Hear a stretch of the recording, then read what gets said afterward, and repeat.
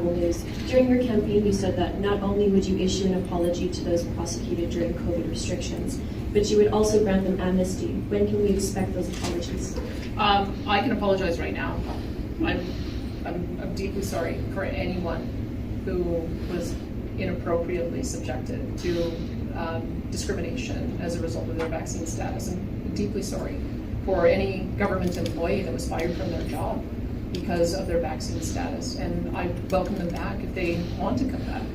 As for the amnesty, I have to get some legal advice on that, and so I've already asked my staff to request that advice so I can see how we would be able to proceed on that. My view has been that these were political decisions that were made, and so I think that they can be political decisions to offer a reversal. But I do want to get some legal advice on that first. Would that also have to do with the timeline for the proposed amnesties? I would have to see if I can do it. I will do it at the earliest opportunity. So I'm hoping within the next week I'll get that legal advice. Thank you. Interesting. There's a lot of interesting things here. Of course, the apology. I think that is the first apology given by the head of a significant political jurisdiction, in this case a province of almost 5 million people. The first, and hopefully not the last, as the world realizes what it did in terms of violating civil liberties. But the second part of that was even more interesting. As you know, we've collected nearly 20,000 petition signatures at lockdownamnesty.com. Please add your name.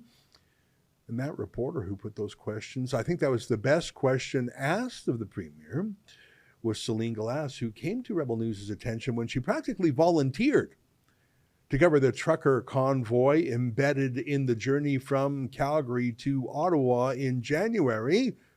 Joining us now via Skype from our Calgary PA Ater is Selene Galas. Selene, congratulations.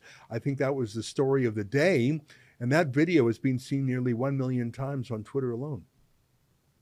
Yeah, it's really impressive actually how many folks that this has reached in such a short amount of time. And I mean, reading the comments too, like it's made me quite emotional over the last few days since this press conference that took place in Edmonton happened. Just seeing people say that, this is what they've been waiting for the years. I mean, COVID happened for years. This wasn't a couple of months. People were locked down, shut down. They were told no. They lost jobs. People lost their lives, for stuff like this. So to have a politician come forward and apologize for, I mean, she wasn't even in power at that time either. So she is basically apologizing on behalf of the people that in the first place put these regulations and restrictions into place. So I thought that was pretty big of her. I think so too. And, she did offer the jobs back to people who were sacked from the public service. So there is that. But I think that it wasn't even a financial thing. It wasn't even a justice thing. It was just a moral recognition of the wrongs that had been done. And I think a lot of people really wanted to hear that. I saw some of the reaction to the tweets that Rebel News did of your video, and there was an emotional gratitude there. People who felt like they were abused by power and authority. They were demonized and marginalized. And to that, just to be acknowledged by someone in a position of power is, for many people, more valuable than money. Now, obviously, a lot of people were fired and were economically destitute, or just as bad, were forced to take an injection they didn't want to save their livelihoods. But I really think that was a powerful moment.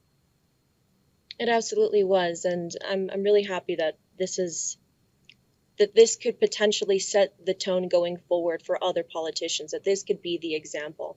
There's a lot of people that were taking the Doug Ford Nation, and I just wonder if we're going to hear anything back. I know that they must be talking about it over in Ottawa as well, so I can imagine that this would also upset some people in government, having somebody speak out so openly and to apologize especially.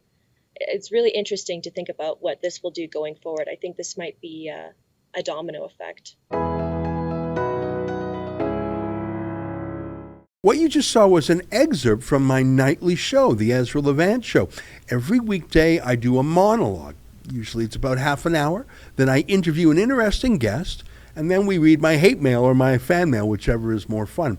It's only available behind a paywall, though. That's how we pay our bills here at Rebel News. We don't take a dime from Justin Trudeau. But the good news is it's only $8 a month, about half the price of Netflix. And in addition to my nightly show, you also get weekly shows from 4 other friends here at Rebel News. So you're getting 36 shows a month just for $8. I think it's worth it. And even if you're not quite sure, do it anyways, because we rely on viewers like you to keep us free and independent. I promise you I'll never take a dime from Trudeau. Just go to rebelnewsplus.com and click subscribe. Thanks.